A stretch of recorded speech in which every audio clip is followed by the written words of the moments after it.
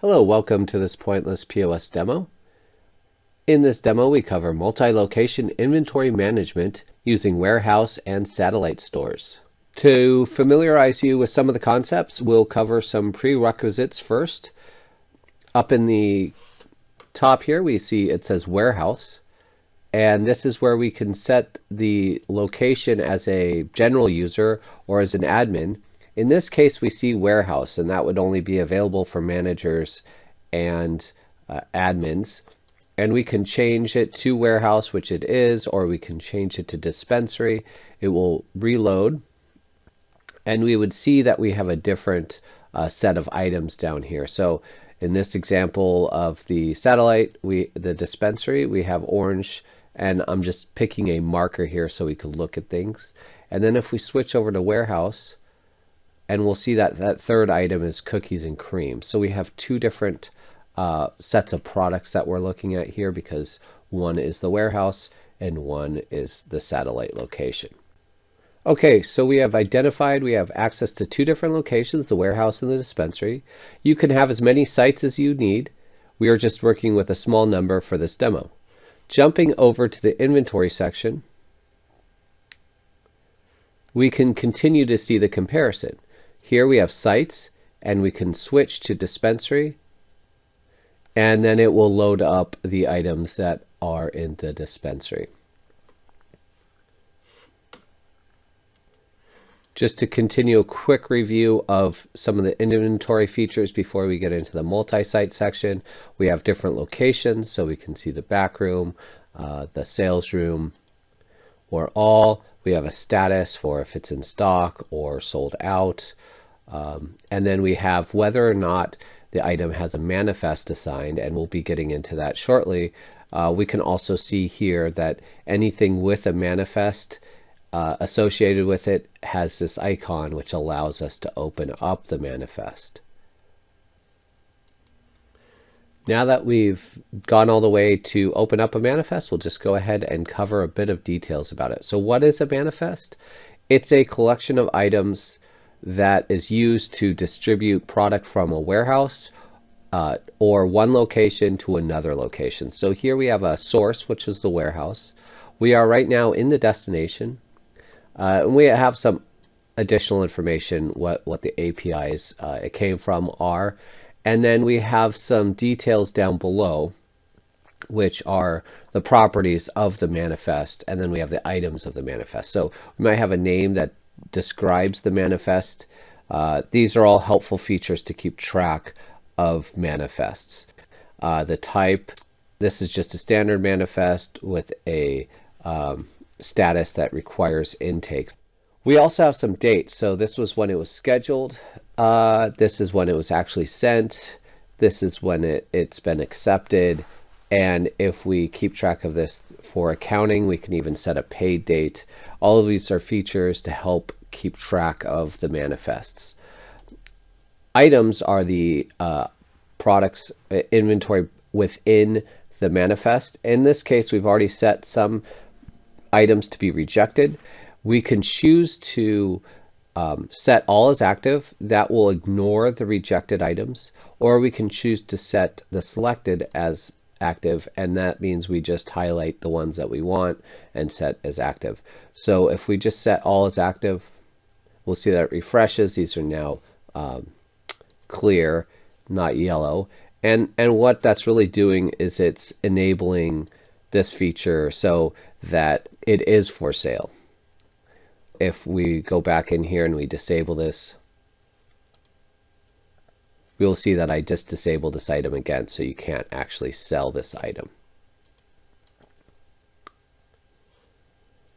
So this manifest that we have here came from our warehouse. I'm going to switch us over to the warehouse. Okay, now we're in the inventory of the warehouse. And we have a list of items like you would in your inventory, and we have some items that have already been assigned to manifest and some items that have not been.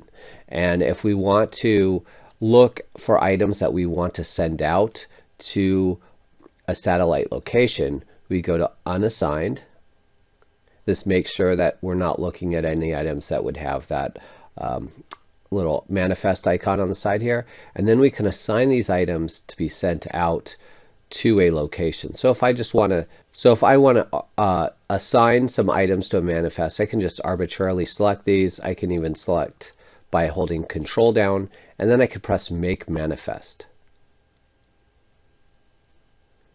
Those items are applied to a new manifest. I can put this in as Demo Manifest. I can choose a destination I want to send it to. I can choose a schedule date that I want to send it out to, and then as the warehouse gets to that date, they can set the date that they're actually sending it. The accepted date would come back from satellite location, and they would also accept those items in once they're accepted. Okay, before we modify this manifest, and we're going to get rid of that bad product you see there, we're going to switch over to the app version of this Pointless and show you how printing labels and distribution is really helpful using the warehouse module. Okay, so what I've done is switch over to the app version of the software. I've been using the browser.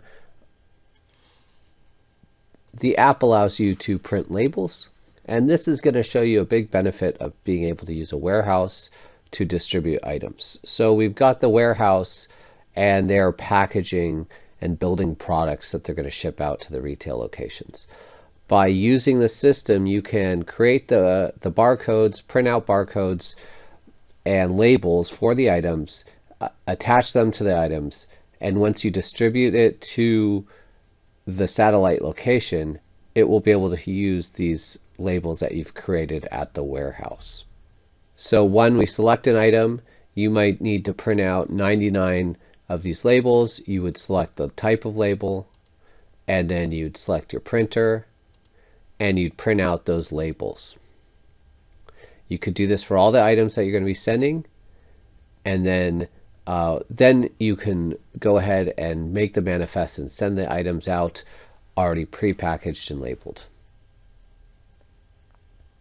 So let's go over to the Assign section. And we were just working on this manifest.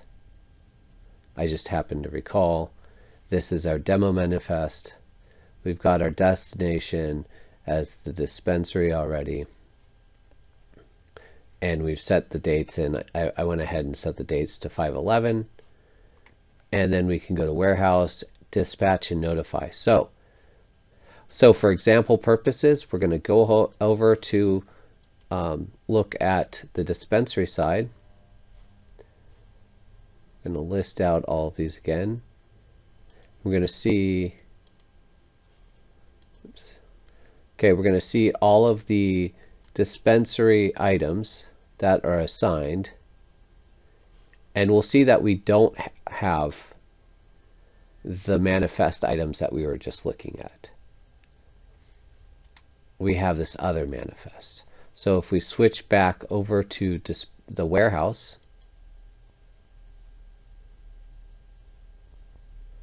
we go to manifest assigned. And you might think, oh, there must be a better way to look at this. I'm just guessing or trying to remember what items there are. We have manifest here. So manifest keeps track of our manifests. And right now, it's showing the active manifest, the demo manifest. We do have filters for the manifest. This is what I was mentioning before. We have all the properties, schedule date, send date, accept date, the destination you're sending it to. So if you're looking at a satellite location or in particular, and you want to see all the manifests that you've sent to it. And in this case, we've got active, inactive, active and inactive manifests.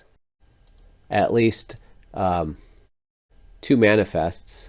We have that one that we were looking at, and then we have this one, and then we have some other ones without a name. So the demo manifest is the one we're working on. It's got these items in here. The 3 butters, they all have different SKUs, same name, but different SKUs. and the affogato bar. So we're going to go ahead and send this off to the dispensary, and in the dispensary we should see the new demo manifest show up. So let's go over to the demo manifest, or sorry, let's go over to the manifest in the dispensary, and we'll see that we only have May delivery. So we know that when we send the demo manifest from the warehouse, we should see the demo manifest now in the dispensary retail.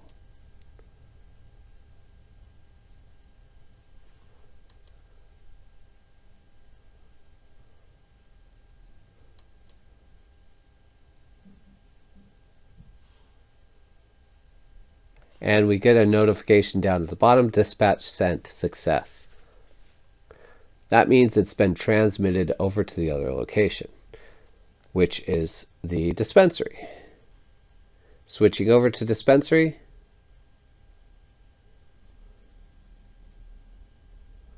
we now see demo manifest. We go to demo manifest, we see this information, we see items. So we see the items, and we have an item count of 0, total cost and estimated of 0, because we haven't accepted any of these in yet. So it's not counting items that have not been accepted. We can just go ahead and set all active, or we can go through this little process here of creating manifest rejections. So a manifest rejection could be, for example, bad product, or didn't order product. We can put in as many descriptions as we need. If we want to reject an item, we could press reject selected. We'll get a prompt. Then we'll get the options. But we'll skip that for this time, and we'll go ahead and hit set all is active or set selective. Doesn't really matter. It's easy to do both. But if you do have a long list and you just are going to accept all of them without checking, you can page through them and select them one by one, or you can hit set selective set all active. We get a notification, and then once we've accepted them, we get an item count and an estimated retail value. If there was a cost associated with this item, we'd also see the total cost. So these items are now in our dispensary retail location. A big thing to note is that it will not only distribute the inventory, but it will also distribute the product. So if your product doesn't exist at that satellite location, the product will be associated with the inventory when it's sent over, and it will be included in the package that gets updated on the satellite location. So this makes managing products, your product catalog across multiple locations, much easier. And we also have a module that distributes the product catalog and keeps that up to date, including all the prices and price schedules. I hope you've enjoyed this pointless demo regarding satellite inventory and warehouse inventory. If you have any questions, email us at support@PointlessPOS.com. Give us a call at 866-973-8099, and take care.